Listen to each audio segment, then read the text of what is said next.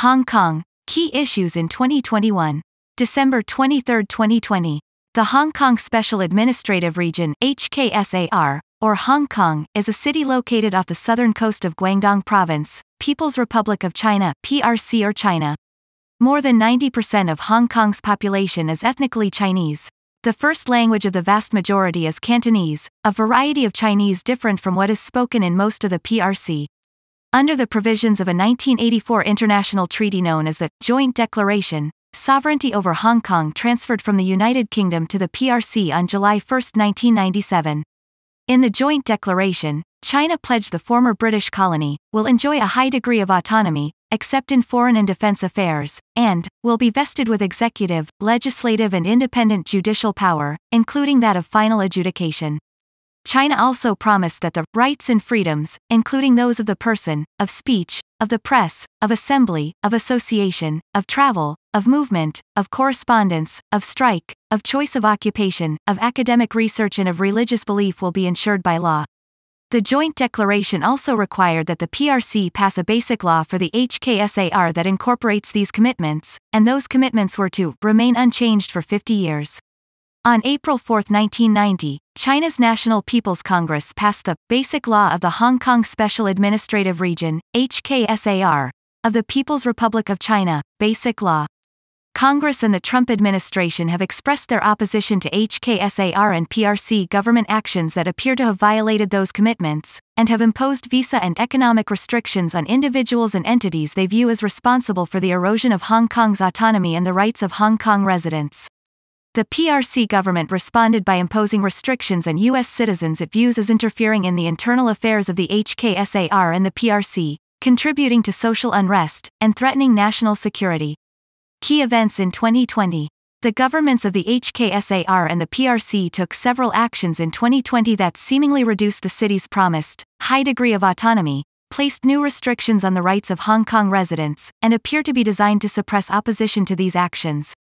National Security Law. On June 30, 2020, China's National People's Congress Standing Committee, NPCSC, drafted and approved a National Security Law, NSL, for the HKSAR, criminalizing the organization and perpetration of terrorist activities, as well as secession, subversion, and collusion with a foreign country or with external elements to endanger national security. The NPCSC and the HKSAR government have stated that the NSL was necessary to restore order following the large-scale protests of 2019. For more about the 2019 protests, see CRS in Focus IF 11295, Hong Kong's protests of 2019. Hong Kong at a glance. Population 2020, 7.5 million. Area, 1,082 square kilometers, 418 square miles.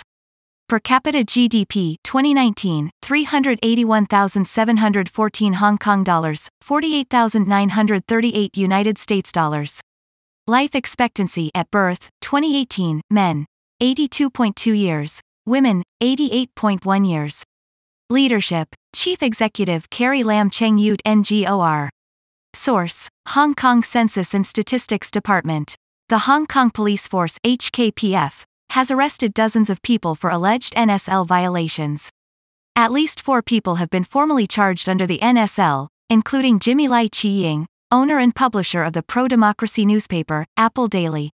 The NSL, as written, applies to alleged violations committed by anyone, anywhere in the world, including in the United States. The maximum penalty for NSL violations is life in prison.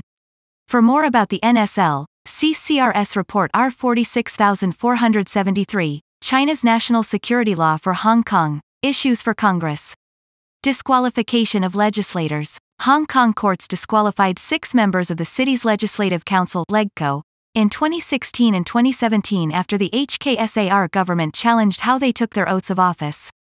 On November 11, 2020, the HKSAR government disqualified 4 members of LegCo based on a decision by the NPCSC that established new qualifications to be a LegCo member.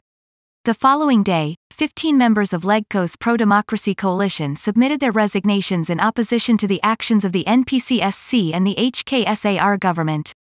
For more about the 2020 disqualifications, see CRS Insight IN 11533, Hong Kong government disqualifies 4 Legislative Council members.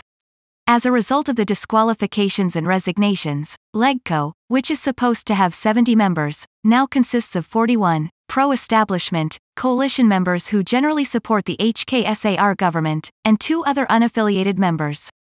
For more about LegCo, see CRS in Focus IF 10500, Hong Kong's Legislative Council, LegCo.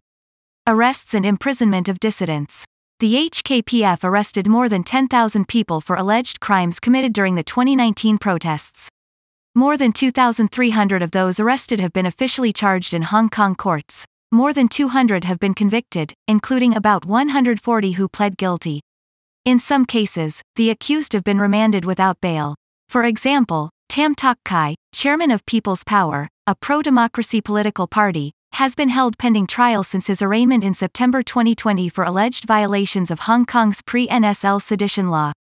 In other cases, the Hong Kong courts have dismissed charges because of a lack of credible evidence, prompting claims by protesters that the HKPF and the HKSAR Department of Justice are using their authority to suppress political opposition.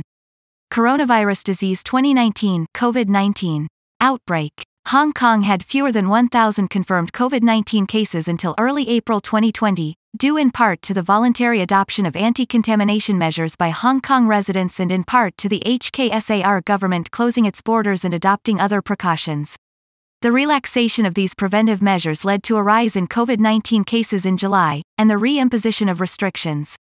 Pro-democracy advocates have accused the HKSAR government and the HKPF of using the COVID-19 pandemic as an excuse to prohibit protests and to postpone for a year LegCo elections scheduled for September 6, 2020. U.S. policy. U.S. relations with Hong Kong are governed by the United States Hong Kong Policy Act of 1992, U.S. HKPA, PL 102-383. Which commits the United States to treating the HKSAR as separate from the rest of China in a variety of political, economic, trade, and other areas so long as the HKSAR remains sufficiently autonomous. The Act also states, support for democratization as a fundamental principle of United States foreign policy. As such, it naturally applies to United States policy toward Hong Kong. This will remain equally true after June 30, 1997. New legislation. The 116th Congress passed 3 Hong Kong-related laws. The Hong Kong Human Rights and Democracy Act of 2019 HKHRDA, PL 116-76, amended the U.S. HKPA to require the Secretary of State provide an annual certification to Congress that Hong Kong remains sufficiently autonomous to warrant separate treatment from China, and to protect the ability of Hong Kong protesters to obtain U.S. visas. The HKHRDA also requires that the President impose sanctions on foreign persons, undermining fundamental freedoms and autonomy in Hong Kong, and safeguard U.S. citizens and others from rendition to China.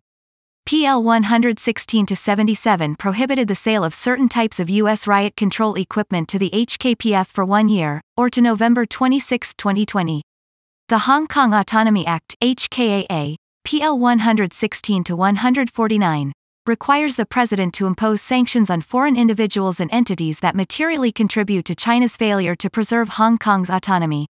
U.S. sanctions. On July 14, 2020, President Trump issued the President's Executive Order on Hong Kong Normalization EO 13936, citing the authority provided by the U.S. HKPA, the HKHRDA, and the HKAA.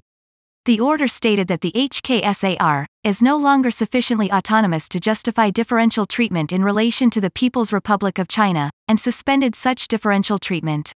It also authorized the Secretaries of State and the Treasury to impose visa and economic sanctions on HKSAR and PRC officials determined to be responsible for the erosion of the HKSAR's autonomy, the undermining of democracy in Hong Kong, or the loss of the rights of Hong Kong residents. Since the issuance of EO 13936, 20 PRC officials and 8 HKSAR officials have been sanctioned, including HKSAR Chief Executive Carrie Lam Cheng Yut Ngor and HKPF Commissioner Chris Tang Ping-kyung. Response of HKSAR and PRC. The HKSAR and PRC governments have condemned the passage of the Hong Kong-related laws, the issuance of EO 13936, the suspension of Hong Kong's special treatment, and the imposition of sanctions on their officials. The HKSAR government described the sanctions as blatant interference in the internal affairs of the PRC, violating international law and basic norms governing international relations. The PRC government has imposed visa and other sanctions on U.S. officials. Issues in 2021. The 117th Congress and the presumed Biden administration will likely face several issues in U.S. relations with the HKSAR and the PRC, including continuing threats to the rights of Hong Kong residents, erosion of the rule of law, and the possible departure of international businesses. Threats to the rights of Hong Kong residents. The HKSAR government and the HKPF probably will continue to arrest, detain and charge Hong Kong dissidents for alleged violations of the NSL and other laws. The HKSAR government has also taken steps to censor political content in the local media, including Apple Daily and RTHK. The Education Department is revising school curriculum to promote more patriotic opinions of the PRC. Erosion of Hong Kong's rule of law. Hong Kong's independent judiciary, and its traditional utilization of British common law, is a major factor in the city's development into an international financial and trade center. The PRC government has suggested that Hong Kong judges should be more patriotic and consider the best interests of the HKSAR and PRC in its decisions. Some pro-government commentators have criticized Hong Kong judges for being too sympathetic to the Hong Kong protesters in their rulings. The HKSAR government has reassigned a few judges so they will no longer hear cases pertaining to the 2019 protests. In addition, the NSL contains provisions that allow cases to be referred to courts in mainland China for adjudication. Departure of international businesses. The social unrest of 2019, the imposition of the NSL, the perceived crackdown on political opposition, and the erosion of the rule of law reportedly are leading to some U.S. and other international companies re-examining their presence in Hong Kong. In the second half of 2020, the number of foreign firms in Hong Kong shrank for the first time in 11 years. Michael F. Martin, specialist in Asian affairs.